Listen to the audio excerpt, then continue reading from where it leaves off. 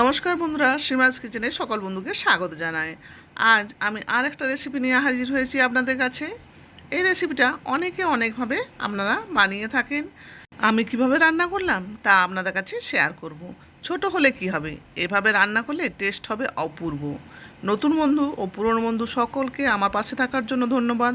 আর নতুন বন্ধুরা এখনও পর্যন্ত যারা আমার চ্যানেলে সাবস্ক্রাইব করেননি, রান্নার ভিডিওটি দেখে যদি ভালো লাগে তাহলে চ্যানেলটি সাবস্ক্রাইব করে পাশে থাকে বেল বাটনটি ক্লিক করে বরাবরের মতো বন্ধু হয়ে যাবেন। তাহলে চলুন বন্ধুরা ভিডিওটি দেখে নিই। আমি এখানে কতগুলো ছোট মাছ নিয়ে নিয়েছি বিভিন্ন ধরনের। এগুলো পরিষ্কার জল দিয়ে ভালো করে ধুয়ে নিয়েছি। এখানে পরিমাণ মতো নুন হলুদ দিয়ে ভালো করে মাখিয়ে নেব। ভালো করে মাখিয়ে 10 মিনিটের জন্য আমি ঢাকা দিয়ে রেখে দেবো।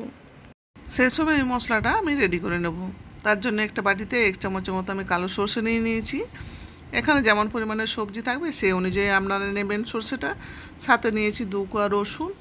এগুলো আমি শিলে বেটে নেব। যেহেতু কম পরিমাণে তাই মিক্সার গ্রাইন্ডারে এটা ভালো বাটা যাবে না, তাই আমি শিলে বেটে নিলাম। আর একদিকে একটা বড় আলু ভাজার মতো কেটে নিয়েছি। আর নিয়েছি 2টো পেঁয়াজ, এটাও একটু বড় সাইজে কেটে নিয়েছি। এগুলো ভালো করে আমি ধুয়ে নিয়েছি। এবার আমি মাছগুলো ভেজে নেবো। তার জন্য গ্যাসে কড়াই চাপিয়ে দিয়েছি। কড়াইটা ভালো করে গরম করে নেবে, তাহলে মাছগুলো লেগে যাবে না। এবার দিয়ে দেবো সরষের তেল। সরষের তেলে আমি মাছগুলো ভেজে নেবো। তেলটা চারিদিকে আমি ছড়িয়ে নেব, তারপর মাছগুলো দিয়ে দেবো। এগুলো মিডিয়াম ফ্লেমে মাছটা ভেজে নেবেন। যখন এক ধারের মাছটা ভাজা হয়ে যাবে তখন মাছটা উল্টাবেন, তাহলে মাছটা ভেঙে যাবে না। দেখুন কত সুন্দর মাছগুলো ভাজা হয়েছে, একটাও ভেঙে যায়নি। মাছগুলো ভাজা হয়ে গিয়েছে। এবার মাছগুলো তেল ঝরিয়ে অন্য পাত্রে তুলে নেব। এইভাবে অন্য মাছগুলো ভেজে নেব। মাছ রান্না করতে অনেকে জানেন, যাদের মাছ রান্না করার সময় সমস্যা হয় তাদের জন্য আমি বলে দিলাম। এইভাবে আপনারা ভেজে নেবেন। সেই কড়াইয়ে দিয়ে দিলাম পরিমাণ মতো তেল। তেল গরম হলে দিলাম অল্প একটু 5 ফোড়ন।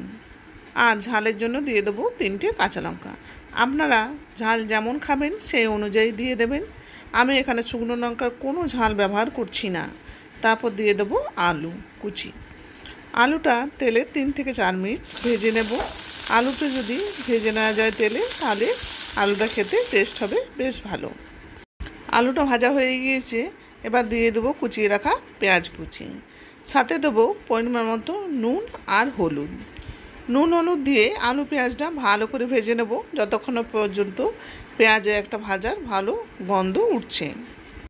আলু পেঁয়াজটা দেখতে পাচ্ছেন ভেজে নিয়েছি। এবার দিয়ে দেবো সর্ষে বাটাটা। সর্ষে বাটাটা দিয়ে 3 থেকে 4 মিনিট ভেজে নেব ঠিক এই পর্যায়ে। তারপর দিয়ে দেবো অল্প একটু জল। এখানে খুব বেশি জল দেবেন না, তাহলে কিন্তু খেতে টেস্ট হবে না। যাতে বাকি আলুটা সেদ্ধ হয়ে যায় সেই রকমই জল দেবেন। আমি 5 থেকে 7 মিনিটের মতো ঢাকা দিয়ে সেদ্ধ করে নেব, যাতে বাকি আলুটা সেদ্ধ হয়ে যায়। 5 থেকে 7 মিনিট পর ফিরে এলাম। দেখুন আলুটা সেদ্ধ হয়ে গিয়েছে, জল খুব একটা বেশি নেই। এবার ভেজে রাখা মাছগুলো দিয়ে দেবো। তারপর ভালো করে নাড়াচাড়া করে নেবো আলুর সাথে। 2 থেকে 3 মিনিট ঢাকা দিয়ে লো ফ্লেমে রান্না করে নেব। 3 মিনিট পর ফিরে এলাম। দেখুন মাছগুলো কত সুন্দর মিশে গিয়েছে আলুর সাথে। আর ছোটো মাছ রান্না খুব সুন্দর হয়েছে। এবার আমি গ্যাসটা অফ করে 5 মিনিটের জন্য ঢাকা দিয়ে রেখে দেবো। এতে কি হবে, যে রস ভাবটা আছে আর একটু টেনে নেবে। দেখুন ছোটো মাছটা রান্না পরিবেশনের জন্য রেডি হয়ে গিয়েছে। এরকম একটা রেসিপি গরমের দিনে গরম ভাতে বা ঠান্ডা ভাতে দুর্দান্ত লাগবে। আপনারা একবার হলেও বাড়িতে এইভাবে ট্রাই করে দেখবেন। আশা করি আপনাদেরও ভালো লাগবে। বন্ধুরা, আজকের রেসিপি যদি ভালো লেগে থাকে তাহলে please like, share and subscribe করে আমার পাশে থাকবেন। সবাই সুস্থ থাকুন, ভালো থাকুন। আজকে রান্নার ভিডিওটি শেষ পর্যন্ত দেখার জন্য ধন্যবাদ।